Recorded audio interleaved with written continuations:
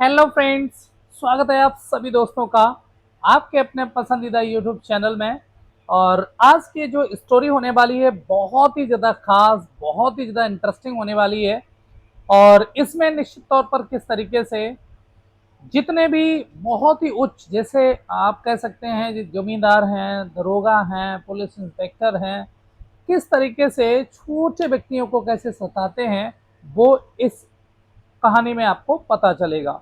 कहानी की बात करें तो ये मेरठ की एक कहानी है, एक किसान की कहानी, जिसमें वो सीताराम नामक एक किसान और उसका बेटा दोनों मिलकर के एक पुलिस दरोगा को मौत के घाट उतार देते हैं। आखिर ऐसा क्या हुआ कि मजबूरन उनको कुल्हाड़ी से उसके सिर को धड़ से अलग करना पड़ता है। इस पूरी कहानी में आप लोग बने रहिएगा। तो बात करते हैं मेरठ के रहने वाले सीताराम नाम के एक किसान की, जो कि बहुत ही ईमानदार था। उसके पास में बहुत ज्यादा खेती नहीं थी, लेकिन जितनी भी थी उसमें मेहनत करके जो है पूरा काम करता था।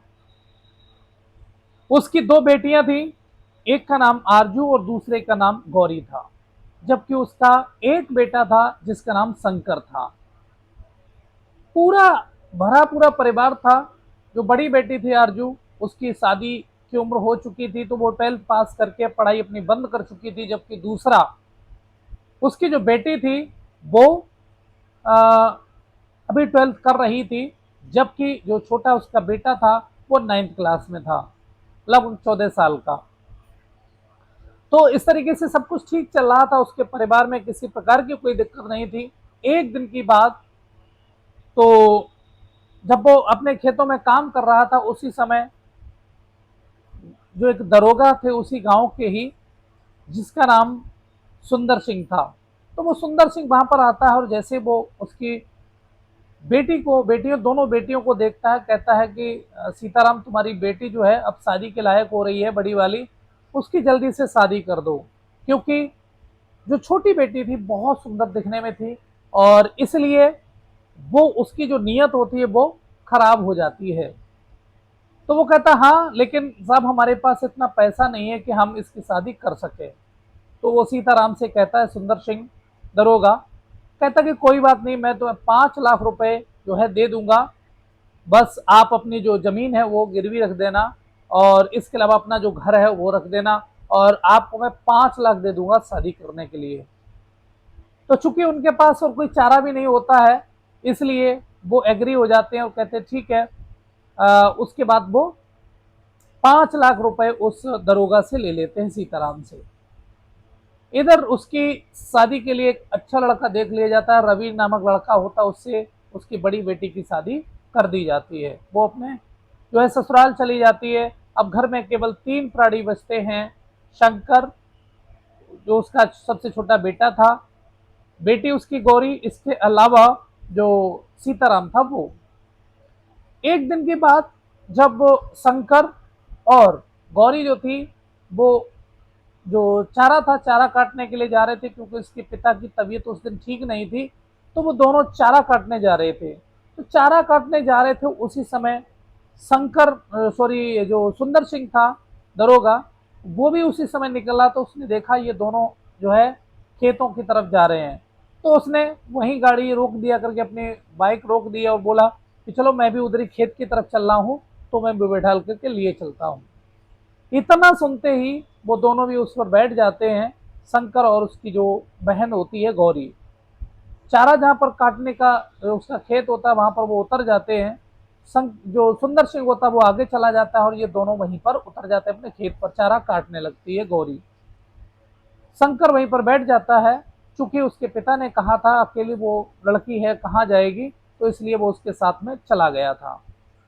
थोड़ी देर के बाद में शंकर, सॉरी, जो सुंदर सिंह था वो वापस आया दरोगा, और उसने उस शंकर से कहा आकर के, बेटा मेरी गाड़ी में जो है पेट्रोल कम हो गई है, हो सकता है घर तक ना पहुंचे, तो ऐसा करो 1 लीटर पेट्रोल गांव से ले आना, और तब तक ये जो तुम्हारी बहन है वो तब तक चारा काट रही है, और तब तक मैं भी यहीं पर हूँ। तो इतना सुनते ही शंकर ने हाँ बोल दिया, और वो जो है वहां से निकल जाता है, पेट्रोल लेने के लिए गांव की तरफ चला जाता है।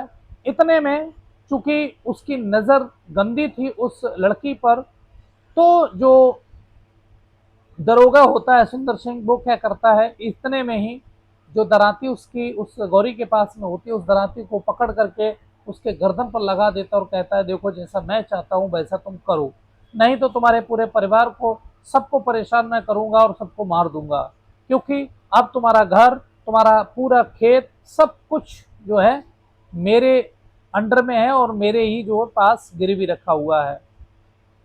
इतना सुनते ही वो लड़की बहुत डर जाती है, हाथ जोड़ती है, सब कुछ करती है, लेकिन वो नहीं मानता है और वहीं बने हुए एक छोटा सा उसका एक फार्म हाउस होता है, वहां पर वो ले जाता है, उसके साथ में गलत करता है जो है।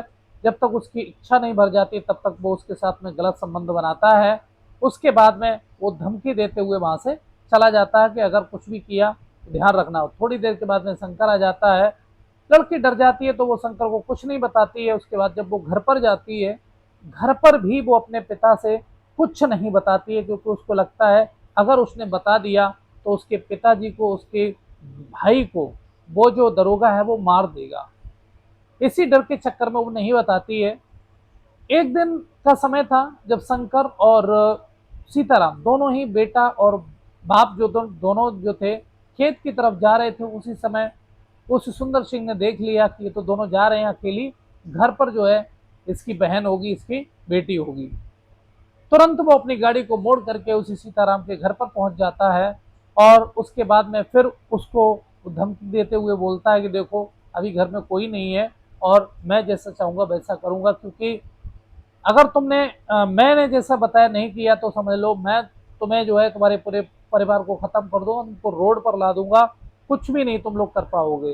तो बेचारी वो फिर डर जाती है और इस तरीके से वो कई एक बार उसके साथ में गलत संबंध स्थापित करता है और अपनी अनिच्छा से उसको मजबूरन करवाना पड़ता है। तो ये सब काफी बार जब हो जाता है, एक दिन की बात है, उसकी एक सहेली थी जिसका नाम था पूजा। तो उस पूजा की जो है बर्थडे था, और इधर जो गौरी थी बहुत ज्यादा गुमसुम रहने लगती है, पढ़ाई स्कूल भी नहीं जाती है, कहती है मुझे अब पढ़ना नहीं है, अच्छा नहीं लगता है। तो पूजा आती है और पूछती है कि तुम इतना ज्यादा गुमसुम क्यों रहती हो, क्या परेशानी है, मुझे जरूर बताओ।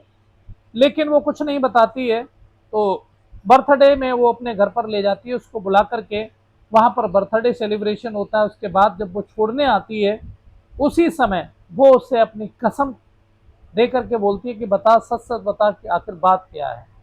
तो वो पूरी कहानी बता देती है कि किस तरीके से जो सुंदर सिंह दरोगा है वो मेरे साथ कई एक बार गलत संबंध स्थापित कर चुका है, बार बार मुझे धमकी देता है मेरे पिता को, मेरे भाई को मारने की, तो इसलिए मैंने किसी को कुछ नहीं बताया। इतने में उस पूजा को एकदम जैसे हादसा लग गया हो, एकदम बहुत ज्यादा, वो भी उसके पैरों से जमीन खिसक जाती है और वो सीधा घर पर पहुंचती है उसी सीताराम के पास और कहती है अंकल जी मुझे तुमसे कुछ बात करनी है।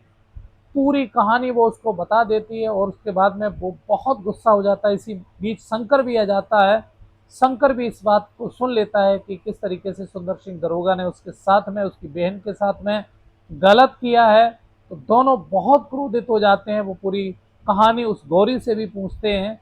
उसके बाद जो पिता होता है वो एक लाठी उठा लेता है और उसका जो भाई होता है वो एक कुल्हाड़ी उठा लेता है और सीधे वो वहां से गुस्से में निकल जाते हैं उसी दरोगा के घर पर।